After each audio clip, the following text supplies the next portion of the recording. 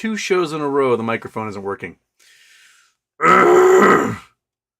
Well, what I was saying was, and I'm still in pain, right as I clicked go live, I scooted my chair forward and managed to run over my big toe with the wheels on my chair.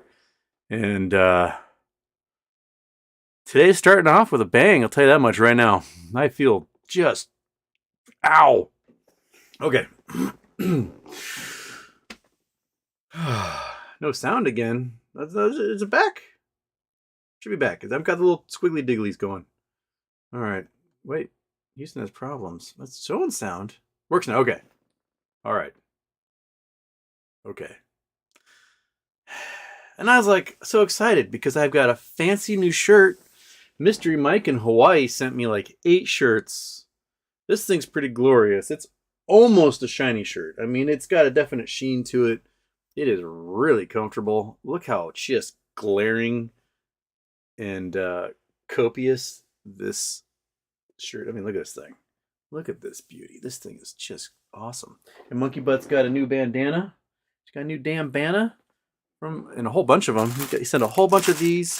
He sent her a bunch of treats, a bunch of balls to play with, a rope. You want to snort a rope out of your nose again? Yeah. Yeah, you do. You heard the treat sign. Okay. Might as well give her one on the air, right? Because, you know, it's Friday. What's we gonna do? Oh, is that what you're looking for? One of those? Yeah? Come here. Get it. You gotta get it. Gotta get it. There you go. All right. Whoa. That's a stinky treat. Okay. So. Try that again. All right. Toe's feeling slightly better. My brain's starting to forget that I ran over it. That's good. Anyway. So.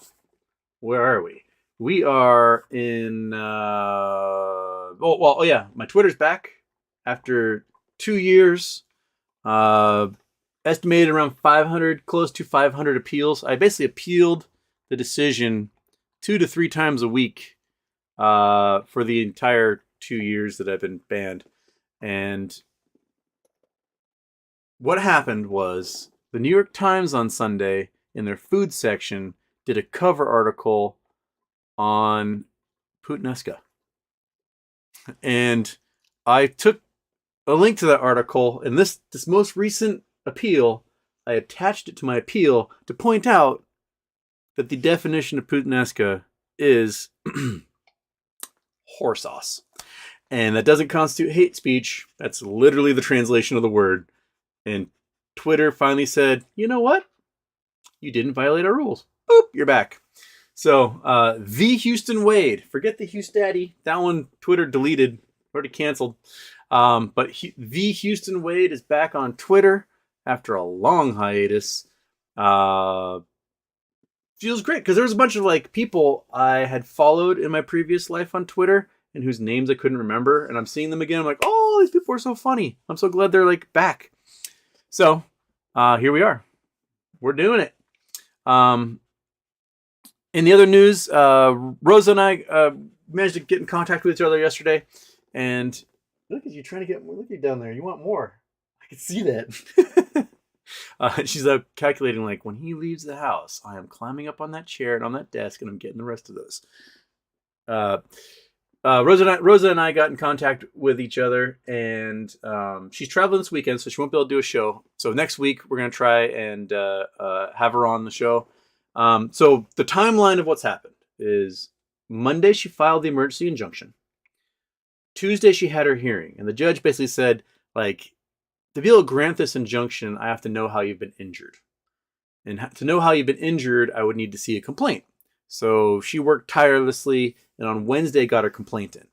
Got before the judge again. And this time the judge said, I see your complaint, I see your emergency injunction, but if you want me to do anything immediate, I'm going to need to see a temporary restraining order. Temporary restraining order, basically, Finra doesn't have to be there, the lawyers don't have to be there, she can do it ex parte, just her and the judge. All she has to do is show that she's got a reasonable cause, and then they give 2 weeks, restraining order, and then there's a hearing about the restraining order. And so she filed that this morning. I have no idea if she got in front of the judge at all today. I've had no update from her on that. But she filed it early, like 8:40 in the morning Eastern time this morning. So we've got that set. And she did a little interview, I think, with Uncle Smokey yesterday, Wednesday, somewhere in there. And it sounds like this judge is very much a consumer advocate.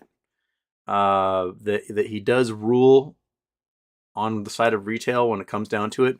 And it seems as though before he makes a ruling, he wants to make sure that her case is as airtight as possible so that it doesn't get overturned by somebody else. And then he feels embarrassed and whatever for not doing his job. So it seems like he's definitely,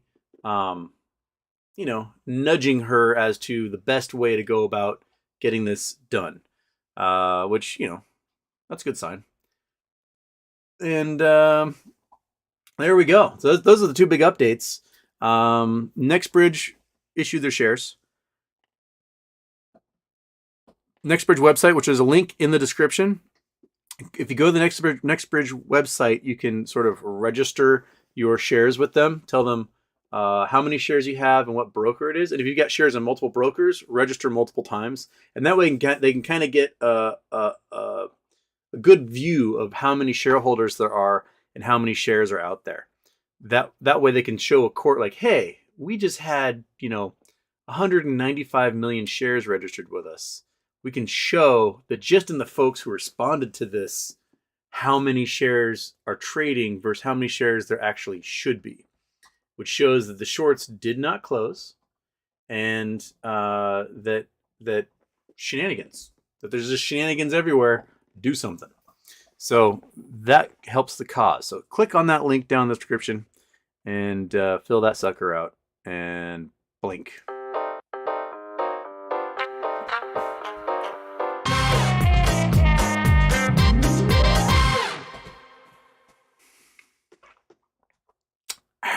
Okay, click that off. I don't need to have a double intro on top of running over my toe and having the microphone not be on. That would just be a trifecta I just cannot deal with right now.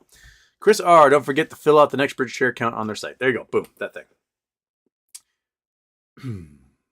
Get forward, Houston. If you aren't able to get transferred to AST and company assets are sold off, will the brokers still have to deliver the spin-out dividend payment, or will it go to AST shares of NextBridge?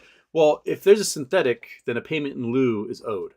So whoever created that synthetic, that counterfeit, has to pay you what everyone else got. The thing is that there shouldn't be any, because it's against the law to have synthetics on a short position on a private company. So if you get a PIL, that's proof they were breaking the law. And it'll show up in your statement like payment in lieu. So now more evidence that can be used. Word is some whales are now getting cold called by their brokers to gray sale their shares and sign an NDA. There were rumors that it was going to happen, and now we've got folks saying that they've been contacted. It's my guess that they're going after the largest shareholders first and then working their way down. And since I only have like 1,000 shares, I'm way down towards the bottom. But here's the thing. They'll make you sign an NDA, which means you can't talk about how much you sold it for or if you sold them or any of that stuff. You just zip. Mum's the word. I'm not recommending this. I'm not saying you should do this. I'm just saying that, like, it is possible to create, say, an anonymous Twitter account or a Reddit account using a VPN and a geospoofer, GPS spoofer, and to perhaps let everyone know that you've been contacted and how much you sold for, or at least be like, hey, my broker contacted me. I had XXXX shares, and I just sold them for XXXXX. And that will let us know, like, hey, this is what's happening. So, think about that. And there's a dude on Schwab whose $1,000 limit order is currently pending. They didn't cancel his limit order. Now it's all of a sudden going through. So there is somebody making $1 million off of their position right now at 1,000x from what they bought in. So, yeah, that's happening. So,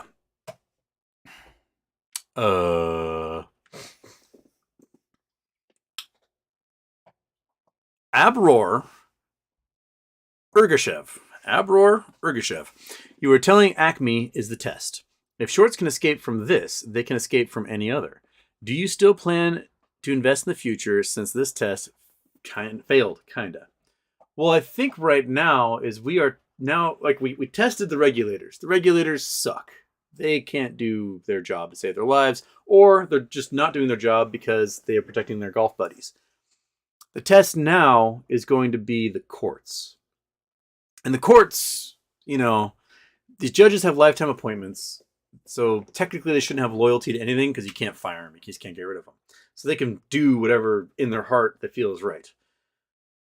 So we're going to test the legal system now and see if the legal system can actually constrain this malfeasance and force them through court orders to actually do what the laws say they're supposed to do. So now we're moving that way. But we've got COSM, COSM, I don't know how you want to pronounce that. They're going through something crazy. They did like a 25-to-1 reverse split, and now no one can sell, which means the shorts can't hammer the price. Oh, no, sorry, no one can buy, so the shorts can't hammer the price or whatever, and the price skyrocketed from like $3 to $12 today, and it's getting worse. And right now, the margin overall in the market is getting really constrained. We're having the largest drop percentage of margin available since 2008 when the market collapsed. They're expecting another contraction of $300 billion in margin, which is, you know, from last year's estimates, it's about 30% of all the margin that's available. They're getting hit really hard and they're losing assets like crazy, especially if a lot of them dumped assets into crypto. FTX is gone. Luna's done. It sounds like Binance is going to go under. People are draining Bitcoin from there like crazy. So their alternative sources of income are starting to just dematerialize. And now they're going to be stuck with these hard assets that they can't do anything about because the SPY is starting to drop again. SPY is down $28 since Monday. It's like 4.8 on Monday. So, oops, here we go. Here we go. Maybe my SPY puts that I bought a month ago will finally be worth something. They're still, SPY is lower than it was where I bought, but they're still worth less than when I bought them. All right, whatever. Such is life. Duh. Chris R. AST is responsible for the 165 million shares for dividends. The other over that are on the shorts. Yep. And if AST is full, like, so NextBridge delivers those shares to their transfer agent, AST. And the transfer agent gives them to everyone who's registered, and anything left over they give to the DTCC to then hand out to all the other brokerages. Here's the thing. If AST is full, then none go to the DTCC, which means nobody at any of the brokerages will get a single share. And that tells me that those of us who have QSIP numbers in our accounts where there should be a NextBridge share probably have a synthetic. And they just can't give us an NextBridge share because the NextBridge shares don't have a QSIP. There is no QSIP. It's a private company that's unregistered. There's no QSIP. So those gray sales, I think, are going to pick up. I mean, they'll have until the 28th to get all those sold because the S1 said that those shares are supposed to be canceled and gone. That means this year. So if there's any existence next year, proof that they fucked up. So, Hope Merchant, Houston scenario. Acme Preferred started trading in the gray. You think it's possible to negotiate assets share trade as in one Acme Preferred for XX or X of Acme Parent? be a way to avoid taxable event? I mean, it can't hurt to ask. If you get cold called by, TD or Schwab or someone and say, hey, would you be willing to sell? Negotiate. Be like, yeah. You give me 2,000 Acme parent for every one next bridge. And we'll call it even. Right? Do all the negotiations you would like. They can't stop. They can't keep you from asking. Right? They can go, no. But I plan on asking, I'm not going to be greedy. 25,000 a share. Right? If it gets to that, start high. Start 50,000 a share. Start really high. And just see what they go. No, click. Then what are you gonna do? But if everybody is asking for exorbitant prices on these things, then they have no option but to pay those exorbitant prices, because that's the nature of the market. We have the supply, they have the demand, and we don't have to give them the supply. So we just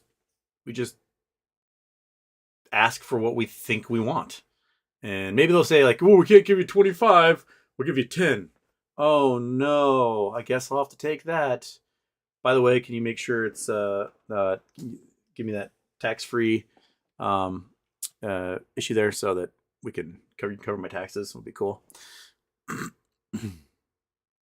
I apologize. My dudes, RSV really coats your lungs. It's been like 2.5 weeks, and goodness, I just cannot get this out of my throat. Joshua Jimmy, what is AST that you guys are talking about? AST is the transfer agent for NextBridge. Basically, it's the computer share for GME, but for NextBridge. Joshua Jimmy picked up some GME $30 calls for OPEX that won't happen. They're getting hit hard, man. They are driving it down. They have to. They need to get the price down. They're hoping to get it down below $16 because they're losing money at $16, and they need to get the price down below that. So they're certainly going to try.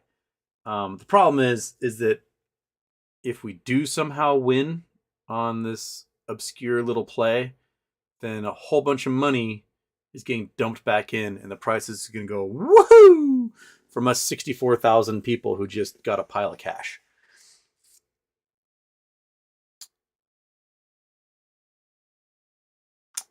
Stephen Latham, COSM rocketed up 180% today, then after hours dropped 45%. That sounds about right. Wheat Wild, I'm getting pissed off about no labs getting shorted like this. Also, switch to live chat. I did. And smash that like button. Fuck those spy puts. I didn't buy. Well, you got the win on the spy calls because so Wheat Wild was telling me he was asking me if I thought the CPI is going to be up or down, and I said I think it's going to be lower. And so he went out and got some spy puts, spy calls, and doubled his money within a couple hours, dumped it all, and is kicking himself for not buying puts. But it happens. You got one win. That's the best. That's as good as we can get. If you get multiple wins in a row, then when you get slapped back down to reality, it hurts even more. Bed Bath and Beyond. But that's what happens. Oh, crud. Here we go. And chat just reset, you stinker. Okay. There's a documentary. What was it?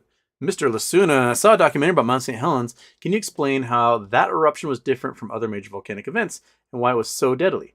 Thanks for your time. Merry Christmas. Well, that takes us to Google Earth. There we go. All right. Go to Mount St. Helens. St. Hel Mountain. Bing. Okay. That's Mount Adams. Mount St. Helens. Okay, Mount St. Helens down here. So what's famous about Mount St. Helens is that the top of the mountain blew off and blew out. So what happened with Mount St. Helens is there was a catastrophic landslide that essentially opened up the magma chamber and allowed the entire thing to explode outwards all at once. So as the magma chamber was inflating the mountain, and this magma was reaching up, coming up from deep, like by the mantle, coming up, the mountain starts to inflate, and the lava dome grows and starts steaming. Cracks in the rocks and things start forming, and there's lots of earthquakes that happen as a precursor to an eruptive event. And so the volcanologists are running around screaming like, "This mountain's gonna blow! Everyone get the hell out of here! This mountain's gonna blow! Get out! Get out! Get out! Get out! It's gonna go any day now! It's gonna go any day now!" And they got most of the folks out of there. And what they were thinking was the mountain was going to go boom, and then there'd be pyroclastic flows that go on the outside, and lahars, and the melting of glaciers and snow and everything else, and that you'd get ash fall all around it. But what happened was a lateral blast, which no one had really considered. So as the mountain's inflating, the largest landslide essentially recorded since human beings have been alive happened, and the entire northern slope gave way, opening up the magma chamber, allowing everything to blast out northwards. So if you look at the area around Mount St. Helens, you will see that the area of destruction is like 300 square miles, all due north of the mountain. And that caused this pyroclastic flow that was absolutely insane, that just blasted outwards and just incinerated everything in its path. There's been lots of tree regrowth. Spirit Lake was buried under 900 feet of ash, and it vanished. Then this is like the new Spirit Lake that has formed as a result. There's an old man named Harry Truman, not the president, who had a lodge here. And he's like, I've been here 80 years. This mountain's never hurt me. I'm not going anywhere. Harry Truman is in his lodge are at 900 feet under ash, somewhere around here. It killed, I think, 63 people. There were loggers who were up on some of these ridges that thought they were, how many miles away are we here? That's feet. Let's go to miles. So yeah, they're 8-10 miles away. Thinking like, if the explosion goes upwards, we're fine. And they got completely cooked, just absolutely lit on fire, and that was it on some of these ridges here. That's what made the eruption different, was that lateral blast. Volcanologists had not even considered it as a possibility. And now we look at other mountains that have had catastrophic big eruptions. So you can see how big the crater is here. Let me bring out that measurement tool again. The crater is 1.3 miles across. And let's go down to another famous one that had a big blowout, which is Crater Lake down here in Oregon. There's Crater Lake. So Crater Lake, Mount Mazama, had a catastrophic eruption like 6,000 years ago. And its crater is, 5.5 miles across. So that's pretty decent. If you've ever seen pictures of Mount Rainier from Seattle, there's a little nub on Mount Rainier called Mount Tahoma. So here's Mount Rainier. And then Mount Tahoma is this little guy right here. Is that, 12,000 feet or something? And let me pull up a picture of Mount Rainier. Here's a good one. Showing Little Tahoma. Oops, you guys can't see that because Google Earth is still on.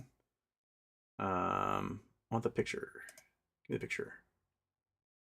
Give me a picture. Give me images. Image me. Here we go. Here's one from the south. So you can see Little Tahoma here, and you can see that and you can't see anything because where's Chrome? There it is. Okay. So Mount Rainier is looking from the south. Mount Tahoma is this little nub right here. Or Little Tahoma is this little nub right here, and you can see that there's kind of wait, where'd it go? Oh, there we go. There's a Mount Rainier. You can see Little Tahoma here, and then there's like this weird ridge line that comes down. What I want you to picture with Mount Rainier, go away, is that this was the former flank, and this might even be another former flank of an outer crater.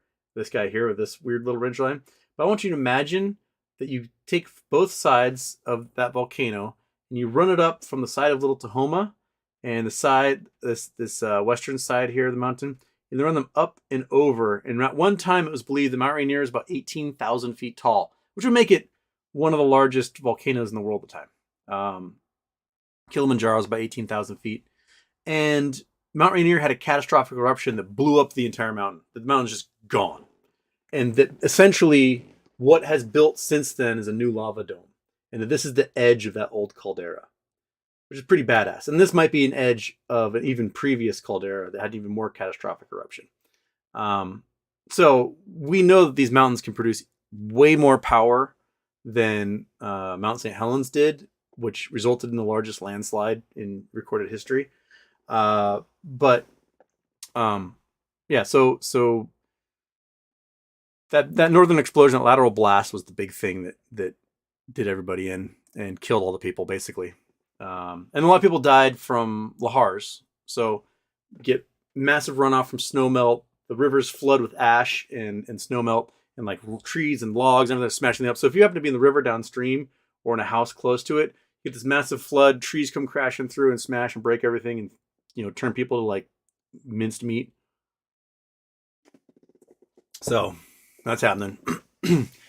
MMTLP'd my shorts. Houston, I have a GME zealot friend who thinks GME squeeze is 100% guaranteed due to DRS. How is DRS a silver bullet when everything can be turned off like Acme? Knees of fringe. I don't think it's a silver bullet.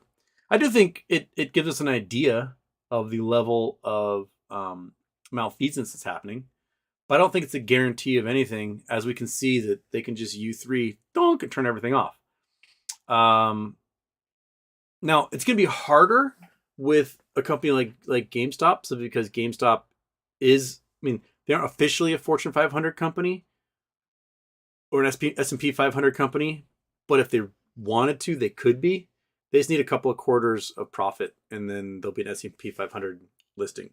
So if you're going to shut off trading an S&P 500 listing of a company that's like making money and doing well, you really, really, really, really have to expect there's going to be high-powered lawsuits and big-time news on all the TV networks. Because they know that, the networks know that when people hear GameStop, they're going to pay attention because of what happened 2 years ago. The audience is going to go, what's happening again? This craziness is going once more. So I think that it's going to be harder to do that, but they will very easily still naked short like crazy. No one else will be able to stop them from doing that outside of a law from Congress halting them from doing that. But I don't personally see it as a silver bullet. I see it more as like see, they did mess up. And that's kind of it. Combo beams. Did you see someone got 1,000K due per share on E-Trade? Was it on E-Trade too? I know it was on Schwab. So that means two. Two of them are getting it. So set them. If you can still set them limit orders, set them. See what happens, right? 25K a share, 50K a share, 100K, a million. They have to buy them. If these are triggering, then they know they know the shorts are out there and shit's getting crazy, man.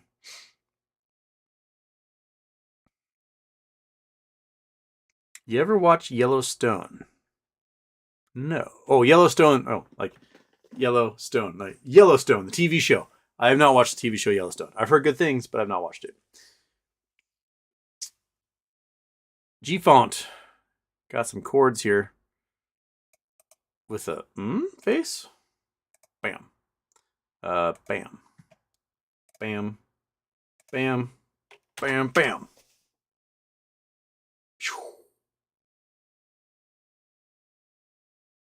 Slap.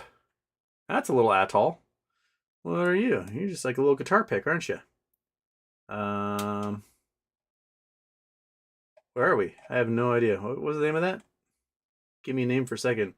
Vostok Island. Vostok Island over here as well. What?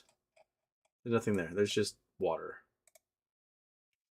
Also known as Staver Islands, uninhabited coral island in Central Pacific, part of the Line Islands belonging to Kiribati, or Kiribati. Other names for the island include Ann Island, Bostock Island, Levitz Island, Reaper Island, Warstock Island, and or Vostok Island. Go Wikipedia. We're not going to give you any money right now. The island was first sighted 1820 by Russian explorer Fabian Gottlieb von Billinghausen, who named the island for ship Vostok. Vostok covers land area of 24 acres, or 59 acres, sorry, 24 hectares. Its nearest neighbors are Flint Island, 98 miles southeast, Carolina Atoll, 440 miles to the east. Wow, this is a really, really, really lonely island. Huh.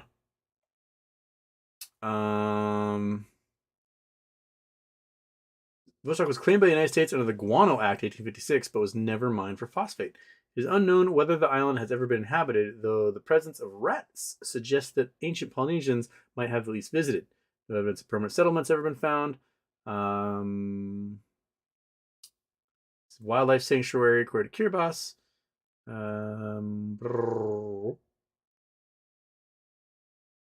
Gives it okay. The dense foliage of this trees looks dark from view above, which gives this island the appearance of a mysterious black hole when seen on Google Earth, which generated speculation in 2021, leading to many believe the island is being censored for public view on the application. Ah, that's why it looks so dark. Not you. You. So yeah. Dense foliage, looks dark. There you go. I like how they put like little squiggles in there as if you're looking at clouds or glittering water. There you go. Let's go surf Kiribati. Surf Kiribati, baby. Yeah. Mario Valdez, CEI is supposed to do a 50-to-1 reverse split on the 21st of December. This will cause the float to go from 1 billion to 20 million. Could this cause another Acme situation or just another U3 rug pull? Well, this is what's happening with COSM, is that they did a 25-to-1 reverse split and now things are going bonkers. So CEI has to do it because they're facing delisting. If their stock price has been under $1 for so long that they're going to get delisted from the NASDAQ. So they need to do a reverse split to get their stock price above $1 so that they can maintain their listing. We've seen others recently do that.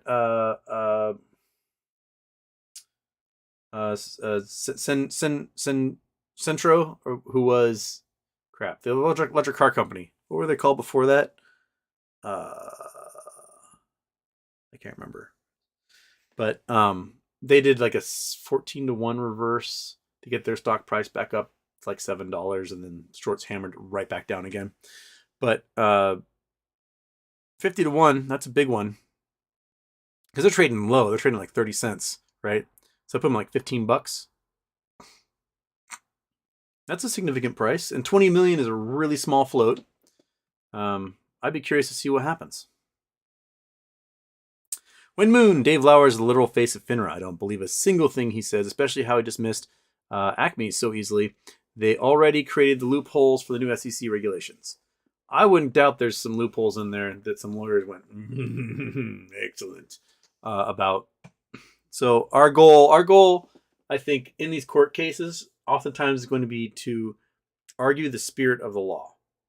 That what is the spirit of the law, Your Honor? Like, what was the purpose of regulation? Was the purpose of this regulation to be lip service and then give a glaring loophole to short hedge funds? Or is the spirit of the law to quell these bad actions that make for an unfair market? And get a ruling from the judge regarding the spirit of that law. Like, sure, all these lawyers love their little loopholes, but if you can get a ruling that the loophole is outside the scope of the spirit of the law, then I think a good chance of winning on that.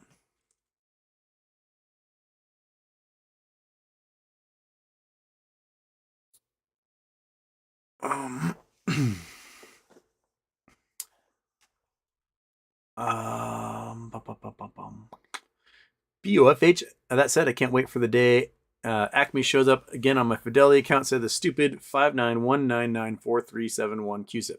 Yeah, and the QSIPs are different for every broker. The QSIPs are different at TD. The QSIPs are different at E-Trade. The QSIPs are different at Schwab. Not everyone has the same QSIP, which I think also lends to a huge potential mess.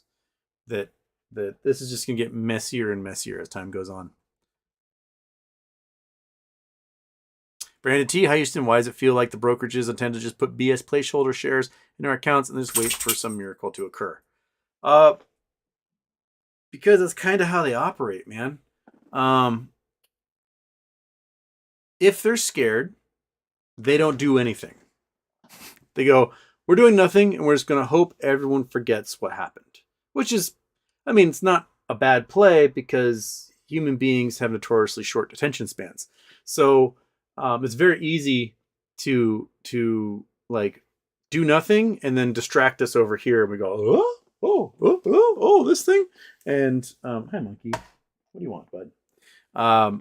And you know, they, like right now, everyone's distracted with this Finra stuff, and they're now shorting down GME on the side. They're like, oh, at least they're distracted here, so we can start messing with this stuff over here.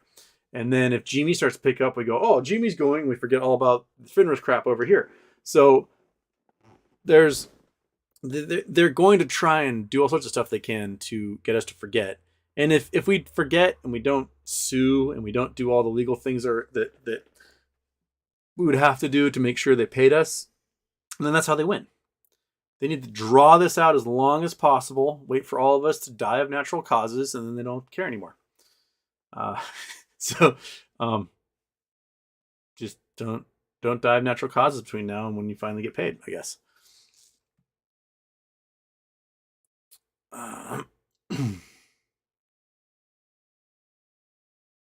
Carl Burns, Houston, tell us about gypsum, how it's mined, processed for sheetrock, and how likely we're at around of it.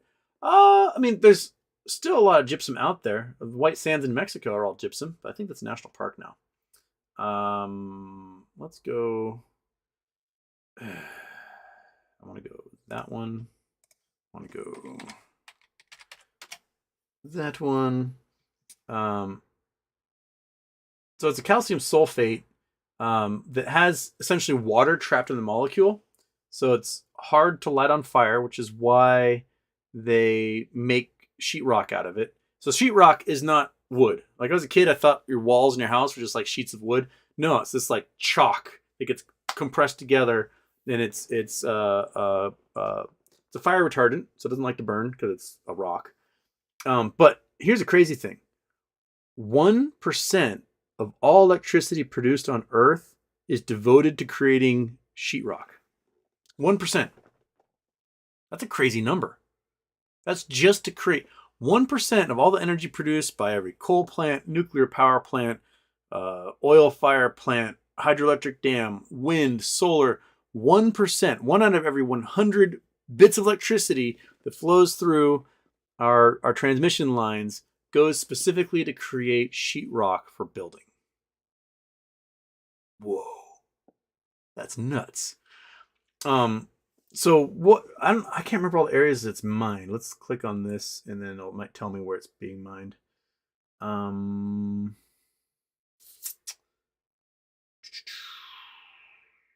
Well, it was in Egypt for a while. Deposit mining. Here we go.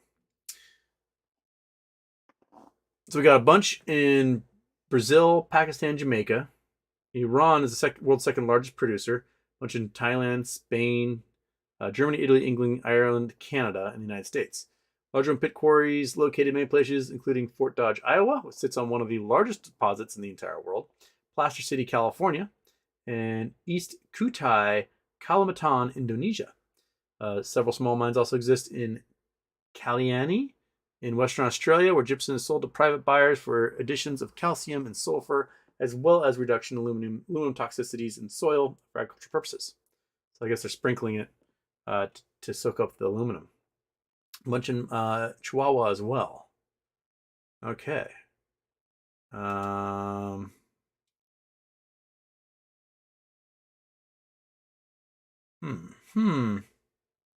you break it down using acid.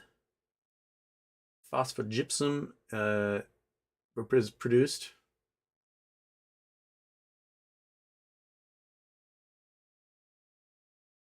If it's loose, there's a legal limit that you're allowed. It's 15 milligrams per cubic meter. Okay, so a big block, you're allowed to have 15. All right, I get it. Okay. Still seems like a lot to me. All right. Well, I don't know about it running out, but we do build a lot of walls. So, uh, yeah, we do build a lot of walls. So I'll look into more about. Oops, that's not what I wanted to click on. But anyway, go that one. There we go. Yeah, I don't. We will run out eventually because we'll use it all, which means we'll have to just recycle, to grind up all the sheetrock we have in the old buildings, and then make it a new sheetrock, I guess. So there may be a future for sheetrock recycling, or we just go back to like using plywood and then everyone's homes burned down all the time. MMTL peed my shorts. In a previous show, I mentioned my money manager went to buy Acme 2 weeks ago, and the buy button was turned off, and he's only seen that 2 times ever. Found out broker was Citadel today. Kill me. Oh.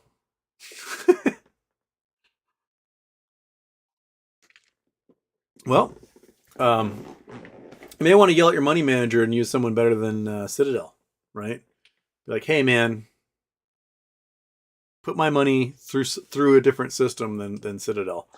I do not appreciate that Citadel. But that makes sense to me. They're evil. They're a bunch of just evil guys doing evil things.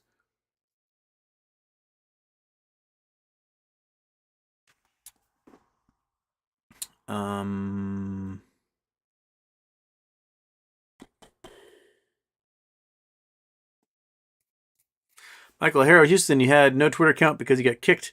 Now you got 2. Your Twitter persona split. Was one evil Houston, the other good Houston? I'm back to 1 because they deleted my alt account I had. Houston Daddy got deleted, man.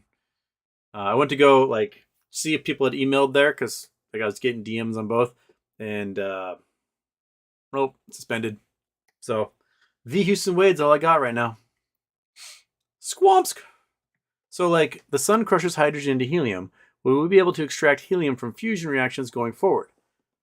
Theoretically, yes. But it's likely that our fusion reactions are actually going to be helium smashing into helium to make carbon and other heavier elements. But the experiments they did at Lawrence Livermore were hydrogen pills that were blasting with lasers.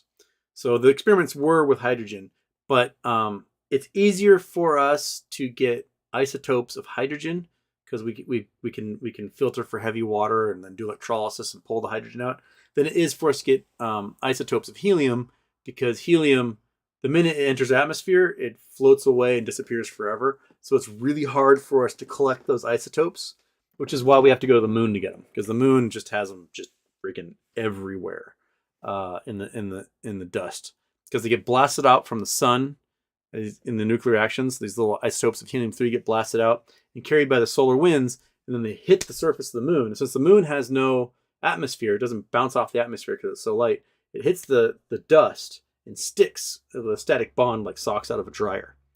And so it sticks on the lunar surface and been collecting for 4 billion years. So every little particle on the moon is just coated in this helium-3. And basically, we're going to go to the moon. We're going to scoop up that dust and go shake, shake, shake, shake, shake, shake, shake, shake, shake, and get all the helium-3 loose from it, and then collect that helium-3, put it in tanks, ship it back to Earth, and then we're going to blast it with lasers or do whatever we do to fuse them together. And that's the plan. So, yeah, we'll be getting lots of helium that way. I'm sure in the future we'll probably figure out ways we can like put a straw into Jupiter or something and suck up all the hydrogen and helium we need. But right now we got the moon. The moon. But excellent question though.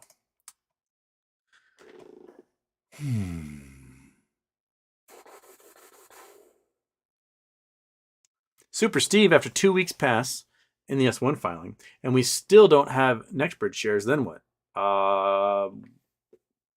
Rage. I mean, 2 weeks from now is New Year's. So there won't be offices open anywhere. And what will happen is we'll flip over to like the 2nd or 3rd of January. What is the date when everything will back up again? 2nd of January. And then we immediately go to every office, courtroom, everything. Like, hey, remember that thing we told you about? Elected official, when we said these guys were going to screw this up and screw us out of our money? Well, here we are in a new year. They've not done anything they're supposed to do. We still don't have the shares we were promised, or didn't close all the short positions that they said they're going to close, and do something. And we're just going to keep showing up and bugging the shit out of you until you do something about it. And hopefully, maybe, enough of us going to our elected officials and to court and complain to SEC and Finra and everything else that they eventually do something about it. Squeaky wheel gets the grease. So I want 64,000 squeaky wheels out there if you can. Go and squeak away. Squeaky, squeaky.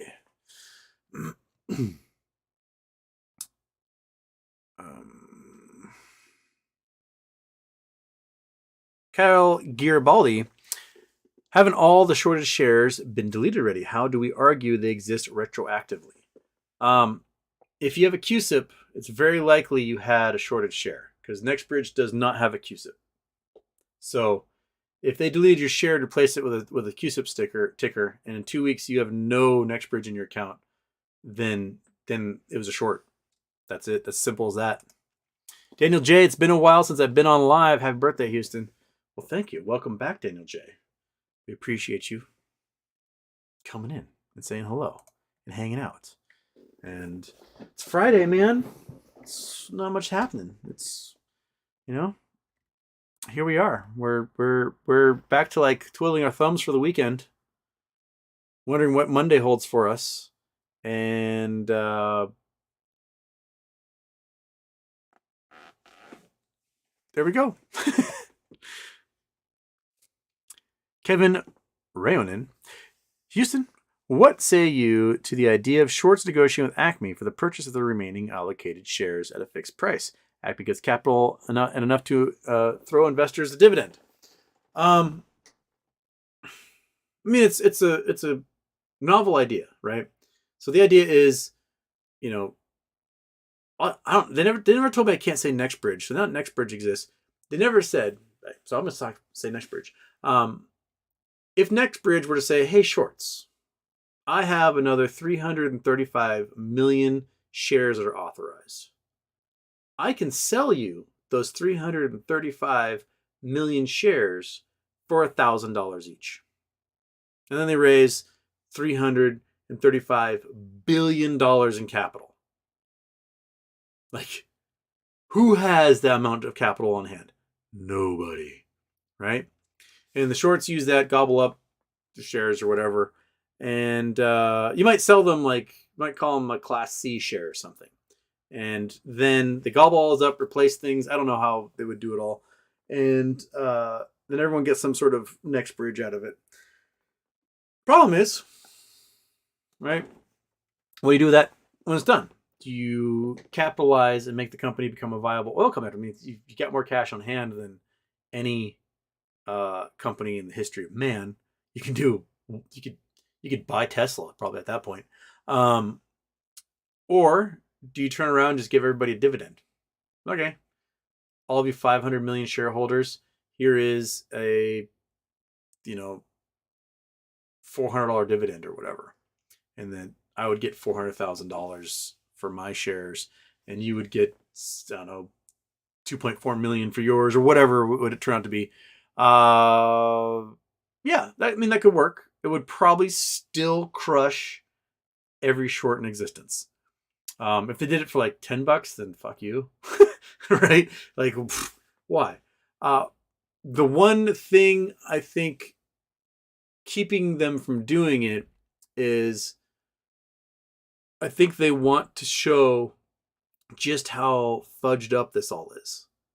They want to show everybody that they screwed up, that the SEC, FINRA, the brokers all screwed up by letting these short hedge funds, basically, and market makers do whatever they want. And the more messed up it is, the more they can point to how it needs to be rectified. And then if they can have their shareholders get compensated at whatever price they feel is justified, then it destroys the short hedge funds, it destroys the prime brokers, and gives massive incentive to Congress to fix this. Because if we have a global economic catastrophe because trillions of dollars in liability suddenly got recalled by a bunch of shareholders due to just runaway short selling, then all the powers that be have to do something about these short sellers. They have to pass laws and make vast punishments for these short sellers. And that way, any new company, if someone starts, next bridge goes, moves on, whatever, they can't do it again. Ever. Because we cannot afford to have this happen again and again and again and again. And now that retail investors know what's up, we're the most educated retail investors in history. We know more about this system than people who work in the system at this point. All we do is spend all day on Reddit and Twitter, like reading these legal documents and looking at derivatives lists and figuring about swaps, and just, you guys have so much information in your brains. It's basically all of your PhDs at this point. And now the companies that are being shorted, they're reading our Reddit posts. They're reading the Twitter. They're reading all these blogs. And they're going, oh, we now have some mechanisms we can try to use to just fuck over these short sellers. We can do our reverse splits. We can issue crypto dividends. We can become private. We can do all these weird little things that will just be like death of 1,000 cuts to short sellers. And for 2 years now, short sellers are losing money like crazy. We have defeated the Minotaur, right? And they're desperately trying to figure out how to survive. Every single day, they're like, how do I survive? How are we going to make it to tomorrow?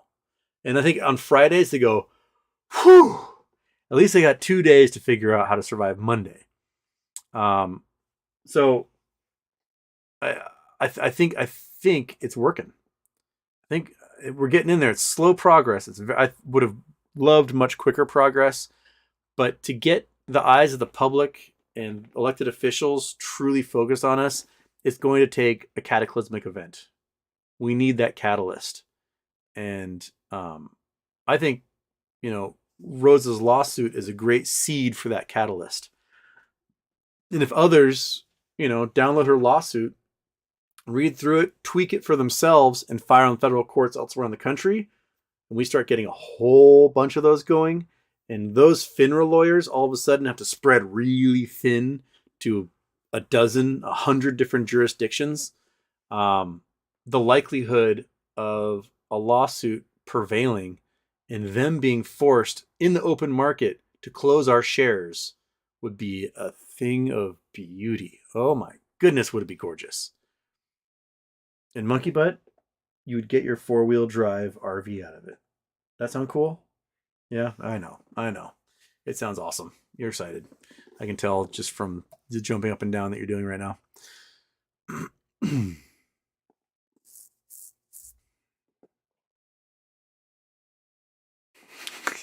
Now I'm to the start of the show where everyone's telling me I don't have sound. Houston has problems. Open market puts on microphone. I restarted I had to download a bunch of updates and restart my computer. And every single time I restart my computer, the microphone goes from Yeti Classic to just a squiggle of like some weird MAC address. I don't know. And it doesn't work anymore. And I got to reassign it. I don't know what your problem is, OBS, and why you can't fix that. But it doesn't do it to the headphones. It still says speaker, Logitech headphones, blah, blah, blah.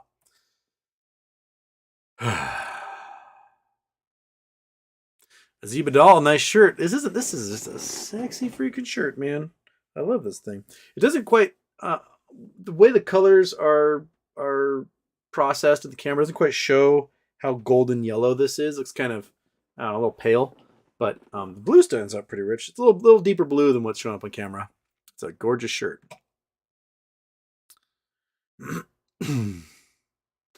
Jay Webb called and wrote my representatives and 2 senators today about Acme. Also called Attorney General, but was only referred to SEC for complaint. Go to your Attorney General's website. They probably have a complaint there, and you'll need to likely list the address of FINRA, their website, and email or phone number they can use for contact, and then explain the shenanigans that have happened. Once they have a digital record of that, some of the Attorney General's office is going to have to go, all right, I got to look into this and do a response and send out a letter. So use their website there, Jay. Go to your Attorney General's website. Okay. Everyone's saying, welcome back to Twitter.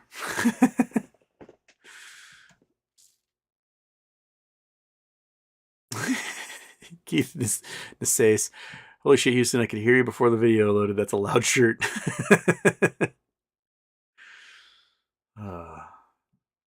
88 Red Mustang GT. What's the big thing with January 20th, 23 options? Those are the yearlies. Those are the ones people bought. Those are the leaps. Those are the ones people bought 1-2 years ago. And so a lot of folks bought January 20th options 2 years ago for this coming January. And they're like cocked and loaded. So there may be some delta hedging and gamma runs as a result of that. It's Factory Rosa Company advertising not up yet. Below the next level chimneys. I need to get one from her. I don't have a Titletown thing yet. She can probably message me one when she gets around to it, or have her boss do it. I don't know. We'll get one up there for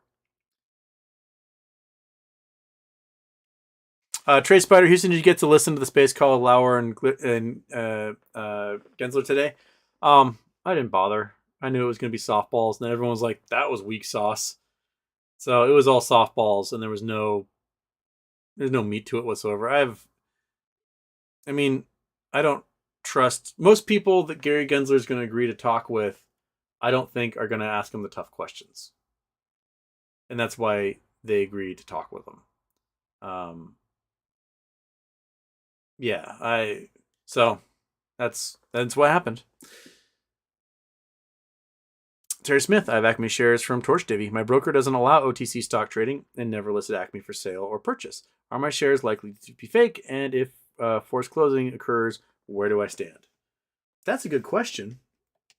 I don't know.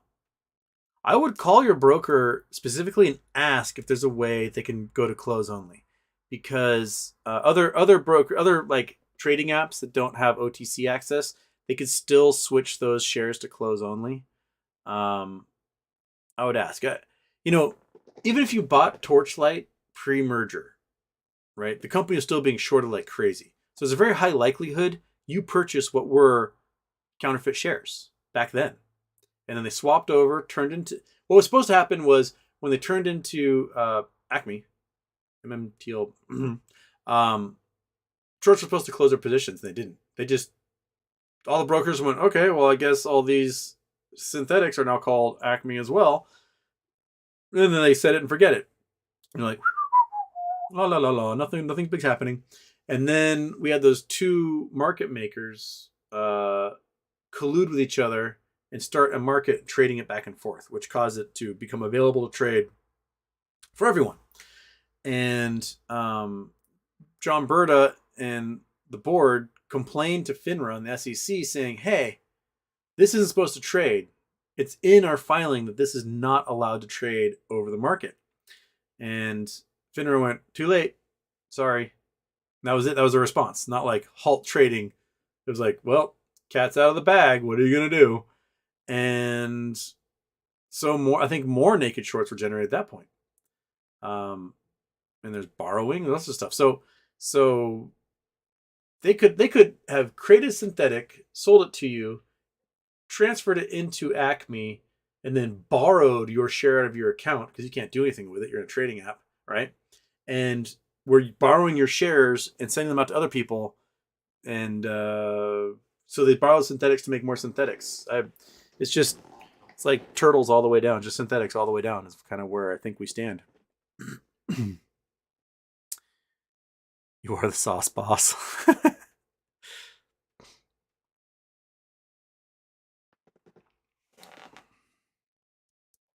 Powell, could someone explain 11 million buying volume on Acme parent company in the last minute and we didn't even move 1 penny? Crime. Ta-da! Yes. That's how it's done. Yep. Brandon T. Houston, my friend had a great analogy. They oversold the flight, the plane already left, and now we are standing at the ticket booth staring at a staff member who doesn't know what to do. Yeah. United Airlines put me on a plane. United's like, there are no planes. I don't know. We have to like figure out how to get a plane here. And that's a pretty good analogy.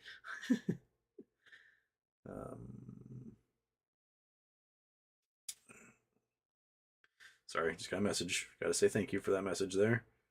And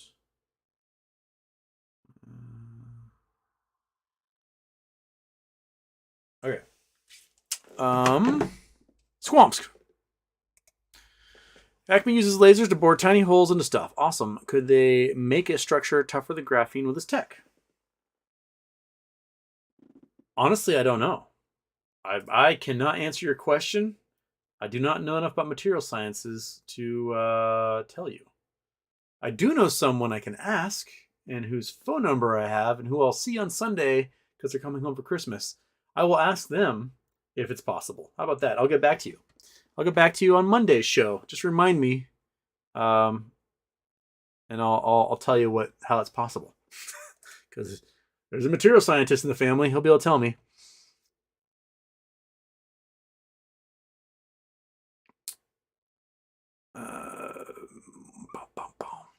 Mike sells covered calls. We should have sold $12. This is crazy. I mean, if you wanted to.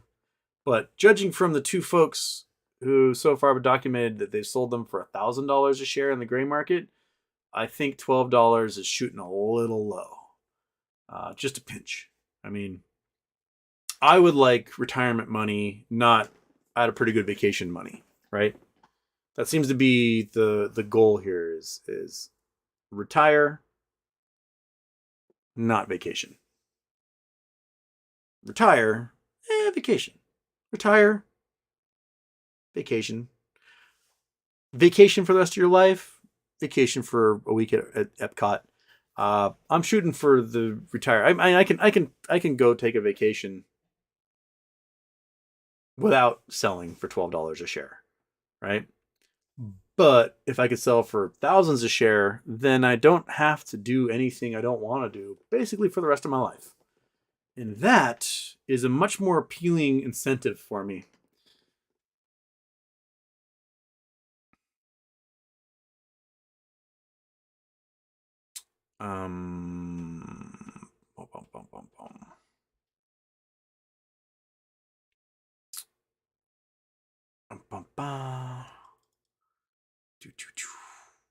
Go on. Okay.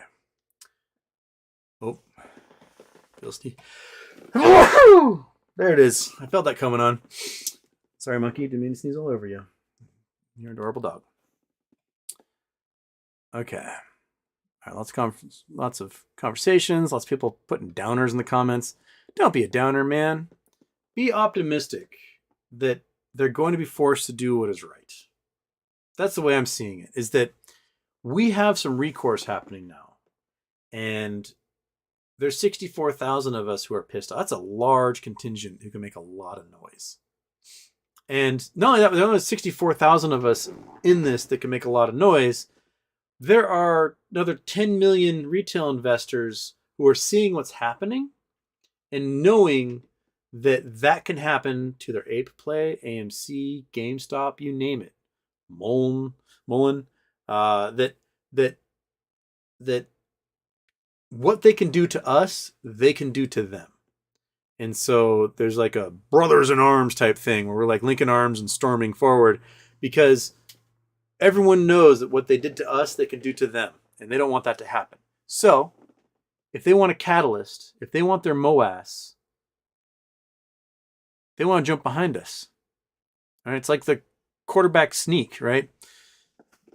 For those who are Europeans and have no idea about American football, you want to score a goal, touchdown. And you're lined up, you're like 1 yard away from being able to get across that line and score a goal. And so you hike the ball to the quarterback, and then all these guys, basically big, giant, heavy dudes, push that quarterback across the line. We're the quarterback. We got the ball. We've got like a bunch of 300-pound giant men behind us pushing us through this group to get us 1 yard forward to score a goal.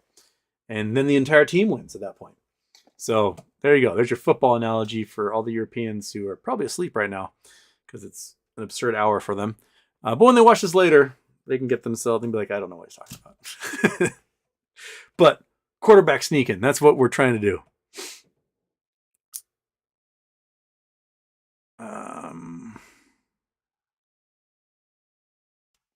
Michael O'Hara, Houston, do you know anything about asking for a tax-exempt identifying clause in an NDA? Essentially, long story short, and William Morgan was the one that brought this up, so he's an excellent point for this. But long story short, basically, you're saying you're paying me this much money and I'm not paying taxes on it. You're covering that. That's kind of what it says. And if they aren't willing to do that, then you just up your price by 37%, and then then they have to pay that. So, yeah.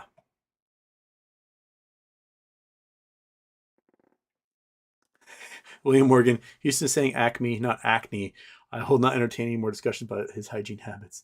Hey man, I'm 41 years old. I'm still going through puberty, so I still get it. I want to stop. Like, I shouldn't be allowed to be getting gray hairs if my body hasn't stopped, like, it's changed yet from when I was 14. I don't think that's fair. Like, figure it out, body. No second puberty. No, like, giant eyebrow hairs and long nose hairs until you figure out how to stop making my voice squeak like a teenager, and I can stop getting zits. That'd be great.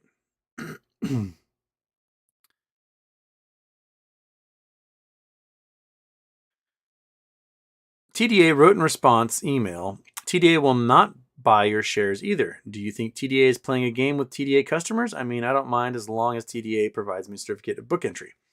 I mean, TDA can say lots of things, but if push comes to shove and they're forced to buy them, then they're forced to buy them. That's the nature of being forced to close shorts, man.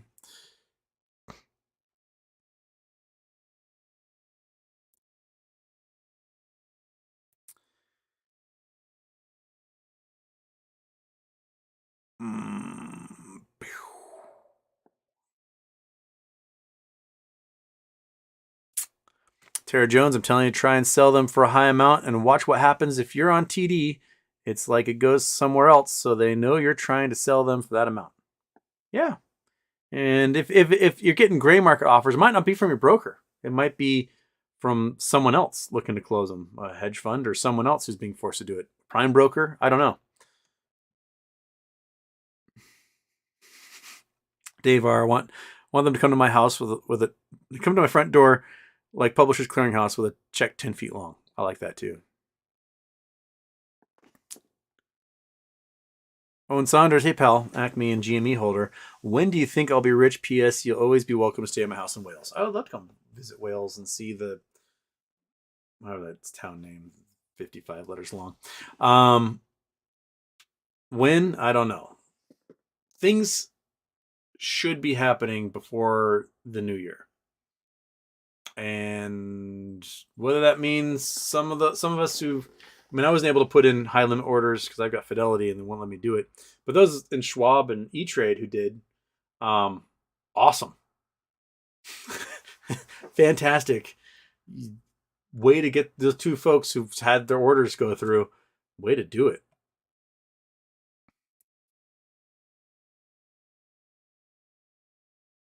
William Morgan, I'm selling my Acme for $1. My NDA signature costs $999 because I've got like a big mouth. I like to gossip, and if anyone asks.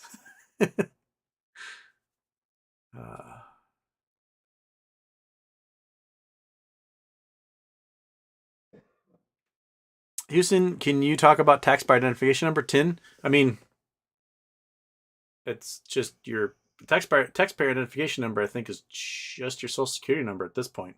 Because your EIN, your employee identification number, is also kind of like a social security number, but for the business. So I don't know what to talk about it. I mean, I'm not going to tell you my taxpayer identification number, but I'm pretty sure that's what that means.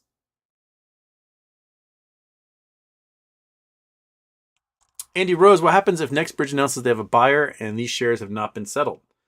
Then the unsettled shares are, the price is going to become the responsibility of the group who created the counterfeit, the synthetic. Aaron Salentine wants $25K for his shares. Why not?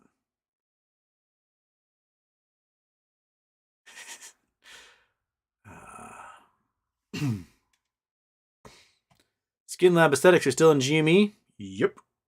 Still have all my GMEs. My goal is I want 1,000 GME shares. I want to get there. And I was hoping to use last Friday and Monday to generate enough capital to get to my 1,000. And now I just have to wait a little longer, I guess.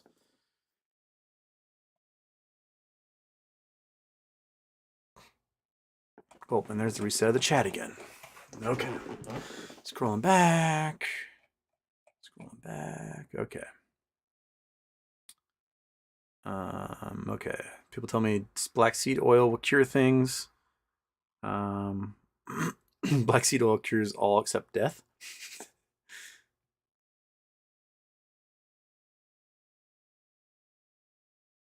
It cures everything except death and herpes.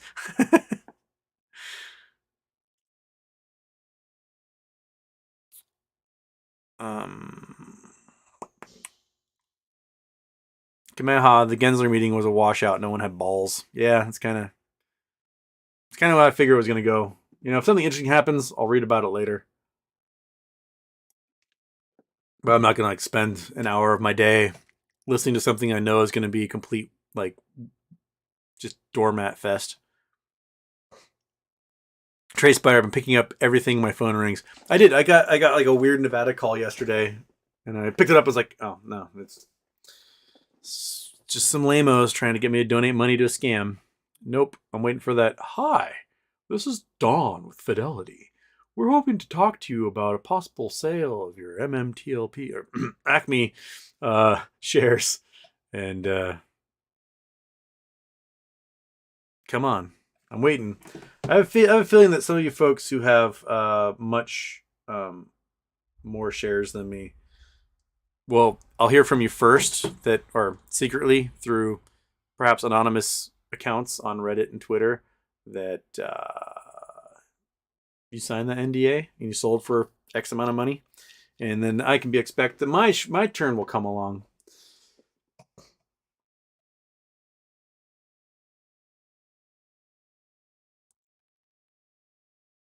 William Morgan, doobie doo. Next bridge has a tax-free identifier. We should be constipated. Should be constipated for said loss. Compensated for said loss. Use it as a negotiating chip. Yep.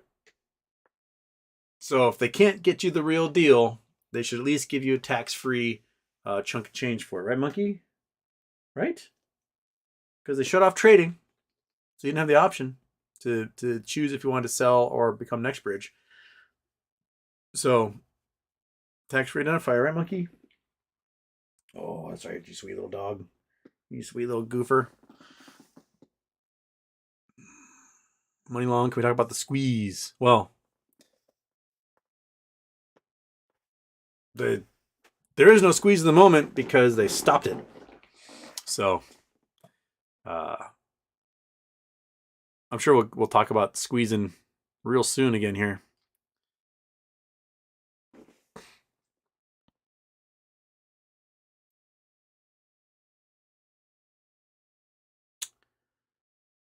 Boom, boom, boom. Snurtler, Houston, welcome back to Twitter. Thank you. Thank you so much. It's good to be back to watch the demise of this thing. So I get back, and then all of a sudden the like buttons and the retweet buttons aren't working. Spaces get deleted. My mentions are going bonkers. Like every fourth time I go look at, like, hey, you've 45 notifications. I click on it. It's like nothing to see here. And I got to close the app, restart it, and then it works again. So it seems to be falling apart quite a bit. And then we get word that Elon isn't paying rent or any of the severances he promised.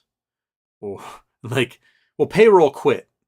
Payroll quit, and accounts payable quit a month ago. So there's no one left to pay the bills. So yeah, the rent isn't getting paid because there's no one in the office whose job it is to pay that, which tells me that there also might be server farms that aren't getting their checks. And if server farms are getting their checks, they may start switching off things here and there, and stuff might start disappearing or not working properly. Because you kind of want to make sure that the companies that host your entire product get paid. I'm wondering, because like I'm totally expecting to get like suspended again. I'm wondering if I will last longer than the company itself. That would interest me.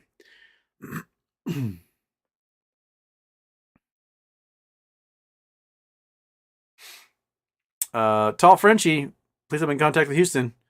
You can contact me on Twitter, the Houston Wade. The Houston Wade. The Houston Wade. I can actually open it up. Oops. I can open up Twitter on my computer again and they don't shut me down.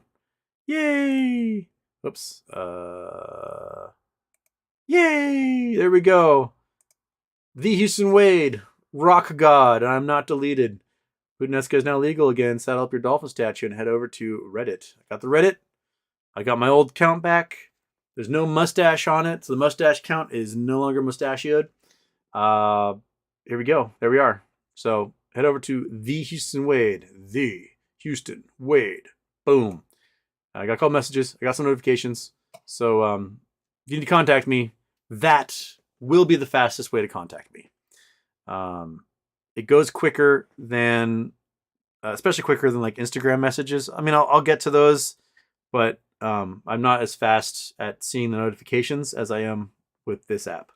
So it is the fastest way to get a hold of me. My DMs should be open. I think they are. They are open, right? Yeah, I think they're open. So if not, I'll make sure they are. I've been getting a bunch of requests, so it should be open. There you go. There you go. There's that Keep Houston Ugly.